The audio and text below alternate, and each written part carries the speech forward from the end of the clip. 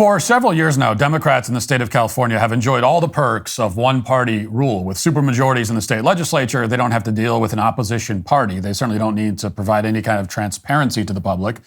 They're completely free to enact the Democratic Party's grand vision, just like the leaders of notorious utopias like Baltimore, Selma, Detroit, Oakland. If states are the laboratories of democracy, then California is the laboratory of the Democratic Party. Whatever Democrats want, they get. And that's why hundreds of thousands of people flee California every year, and it's why a lot more are about to leave the state, because California, without much discussion or debate, just raised its minimum wage for certain fast food workers to $20 an hour. That is a 25% hike in wages, up from $16 an hour. The law applies to chains with 60 or more locations in California, and it includes franchises, many of which are family-owned. Now, the totally foreseeable and inevitable followed from this new policy, which is that a bunch of fast food chains announced mass layoffs. Others started raising prices, and at least one restaurant so far has closed down completely because of this. Watch. Rising wages. California's fast food workers started earning more money today, 25% more than they were making yesterday. The pay raise could mean higher prices at some restaurants and has reportedly prompted at least one Central Valley business to shutter. Today, the employees of the Foster's Freeze in Lemoore showed up for work but got their last paycheck instead. Action News anchor Nick Garcia was in Lemoore tonight and talked to workers about the abrupt closure. Some of the people who worked at this Foster's Freeze thought it was an April Fool's Day joke until they saw the close sign for themselves and reality sunk in. I was like, okay, April Fools, be for real. At those doors with my orders. Not April Fools. I realized that she was not joking. I drove straight over here and got my last check. So those employees at Foster's Freeze went from $16 an hour to $0 an hour, thanks to the minimum wage hike, which California declares a win for workers. And they're not alone, those workers. When this law was signed, two large Pizza Hut franchisees laid off more than 1,200 delivery drivers. In San Jose, the Wall Street Journal reports that two small Vitality Bowls restaurants have cut their workforces in half. Restaurants like Jack in the Box are testing fire robots and automated drink dispensers so they can fire more employees soon. Hours are being cut as well. And of course, prices are going up too across the board. The New York Post reported that at one Los Angeles area Burger King, prices for a Texas Double Whopper went from $15.09 on March 29th to $16.89 on April 1st once the law went into effect. That's an increase of nearly $2 for the same exact, already horrifically overpriced food in just 2 days. The Big Fish meal went up by $4 from $7.49 to $11.49. So that is the precise increase in hourly wage passed directly and immediately to the customers. Several other menu items went up anywhere from 25 cents to $1, the Post found. And, from what I've seen, some of the advocates of the minimum wage hike on social media have tried to dismiss the concerns over the price hikes by saying that 25 cents to $1 isn't a very steep increase. But what they're ignoring is that, first of all, as a percentage of the overall price of the item, these hikes are already significant. And second, this law has been in effect for less than 2 days. And this is what has happened only in that time frame. We can assume the prices will continue to go up from there. One of the many fast food companies raising prices is the fried chicken restaurant Raising Cane's. The CEO of the company went on CNBC recently to talk about the impact of this legislation on his business. Now, based on everything I've just said, you might assume that the CNBC anchor conducting the interview would have maybe a dim view from a business perspective of this new legislation. After all, you'd expect someone at a business-oriented network to understand that higher prices and fewer jobs are generally a bad thing. But here's how she frames her question. Watch. What about if your workers are making more money and then others are as well in California? Do you anticipate any kind of sales potential benefit from people having more disposable income to buy more chicken fingers? We have always tried to stay consistent, do one thing better than everyone else. So we focus on what I call everyday value. Now, the CEO doesn't really answer the question, probably because he's there for a nice PR opportunity. He doesn't want this to be adversarial, or maybe he wasn't paying attention. But it's an incredible question to ask in earnest, which she appears to be doing. If you give minimum wage workers a raise, but in the process you make it more expensive for them to live and eat, you haven't really given them a raise. You haven't made it easier for them to purchase more chicken fingers. This is especially the case for the many workers who have already lost their jobs because of this, and the many more who will lose their jobs in the future. Now, the fact that this is apparently difficult to say out loud, even for the CEO of Raising Cane's, tells us a lot about how California got into this position. Very few people in the state seem to understand basic principles of economics, or at least they don't want to talk about those principles. But the fast food workers themselves understand very clearly what's going on here. They realize that they didn't actually get a raise. Here's an employee from Jack in the Box explaining a basic economic reality that the governor of her state doesn't seem to comprehend. Listen. I mean, it's good you're getting more money, but at the same time, it's going to increase everything else. But Silva has concerns about how fast food companies may respond to this, cutting employee hours, or in some cases, restaurant hours. The fast food worker union reps laid it out in a press conference this morning. Even when you cut hours, you can sell fewer hamburgers or tacos, so it's not the preferred strategy for most employers. The raise doesn't fix all problems for Silva. She wants to buy a house. We try, and they want double the amount of the income, or triple your income for the rent. Yeah. And the deposit high. There's no way we can make it either. So how does a fast food worker understand the economics of the situation better than the CNBC anchors? Why is she raising issues that California's politicians don't seem to understand? Whatever the answer is, this is getting to be a running theme in California. A couple of years ago, California sent out millions of inflation relief checks, which accomplished nothing except making inflation even worse.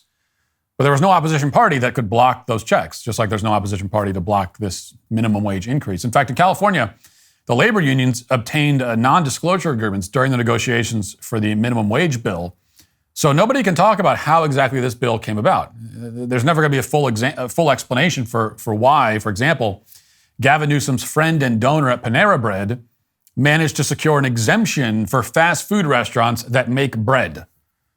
Not that we really need an explanation for that. It's the kind of naked corruption that one-party states are well known for. But you don't need an insider's look into the legislative process to know how poorly conceived this law is. That's because after the bill was passed, legislators went back and added a bunch of other exemptions, including fast food locations in airports, stadiums. That's how you know you're dealing with a very well thought out law. The legislators just go back and redo it sort of on the fly a few weeks later. And these are the people manipulating the economy in the most populated state in the country. They're doing it as haphazardly as you would expect.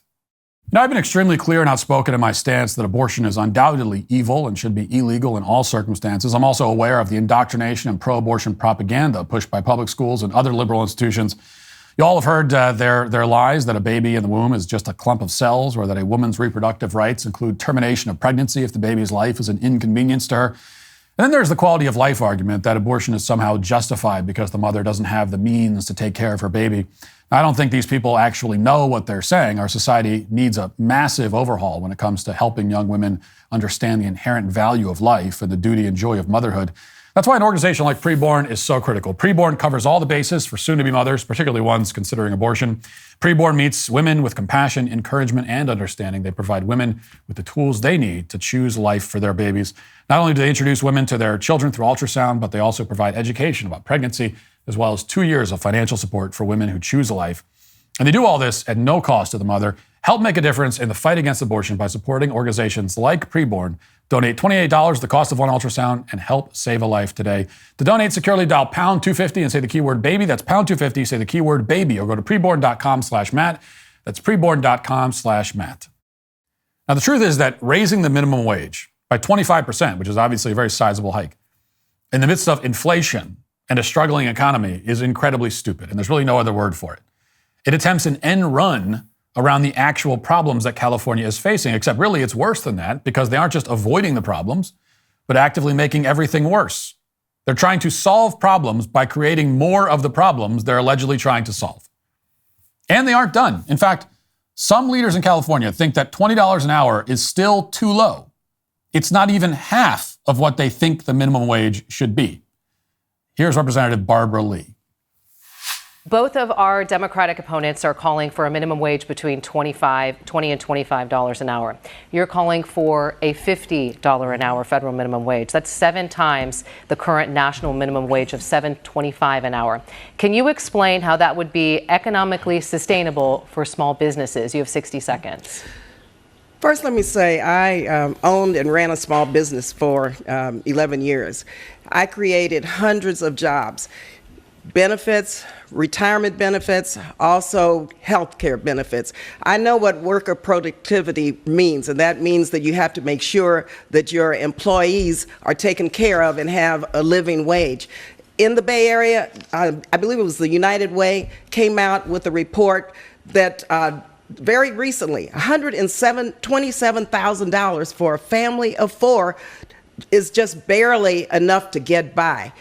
Another survey very recently, $104,000 for a family of 1, barely enough to get by. Low income because of the affordability crisis. And so just do the math. Just do the math. Just do the math. Do the math, says the woman who apparently can't add 2 plus 2. She wants to mandate 6-figure incomes for the people who run the cash register at McDonald's. And she wants to do that on the federal level, by the way. She wants this nationwide.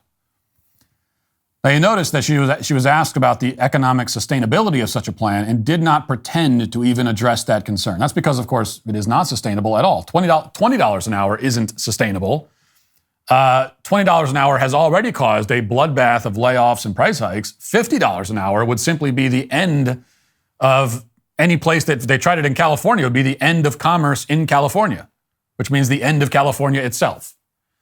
So on second thought, maybe her plan has some benefits, you might say. But you notice what Lee said in the clip there. She said that a family of 4 needs a 6-figure income just to get by. Now, that's not really true. You could get by on less. When I had a family of 4, we got by on significantly less than $100,000 a year. But think about how that applies here. She's saying that minimum wage workers need a massive mandatory raise because that's what's necessary for families of 4 to survive, according to her.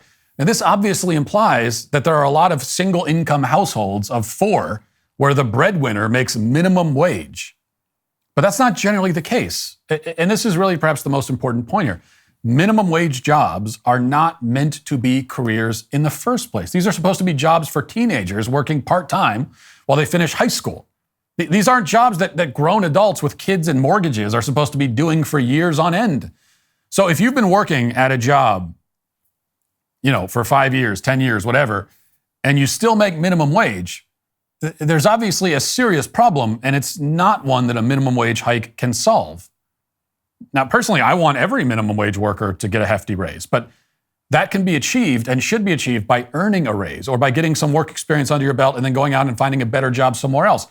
Minimum wage is supposed to be a stepping stone, not a foundation to build your life on. It's a bit like if lawmakers passed a law declaring that all tent manufacturers must make their tents big enough and sturdy enough that, they can be lived in for 6 months at a time. But that's not what tents are supposed to be used for. That's not what a tent is. A tent is something you stay in for a few days at a time. Now, lawmakers in California might respond, well, that's not true. In our state, lots of people live in tents for years. They set them up right on the sidewalk. Yes, but the problem there is not that the tents are insufficient homes. The problem is that those people are trying to turn tents into homes. Okay, the problem is with how the tent is being used. And minimum wage is like the tent of salaries. It's meant to be very temporary. It's a temporary structure that you're not supposed to stay in very long. Now, the advantage of working a minimum wage job is that the bar is pretty low because it is an entry-level job and because you are working with, again, a lot of teenagers, 16-year-olds get paid minimum wage. And the advantage is that sets the bar pretty low. You show up on time, you look presentable, you put the effort in, you be reliable, be moderately competent, have a moderately good attitude, cover all the basics. And you'll be on the fast track to a better job, either at your current place of work or somewhere else. You don't need to wait around for the government to force your employer to give you a raise. As I've said plenty of times before, the best way for a minimum wage worker to make more money is to not be a minimum wage worker anymore. And that's a basic truth that you won't hear from politicians like Barbara Lee. Instead, they'll promise you the pie in the sky. The bad news is they probably won't deliver on that promise. The worst news is that they might. And then everyone's problems will get much worse. Thanks for checking out this video. If you'd like to listen to my full podcast on the go, you can check out The Matt Walsh Show on Apple Podcasts, Spotify, or wherever you get your podcasts.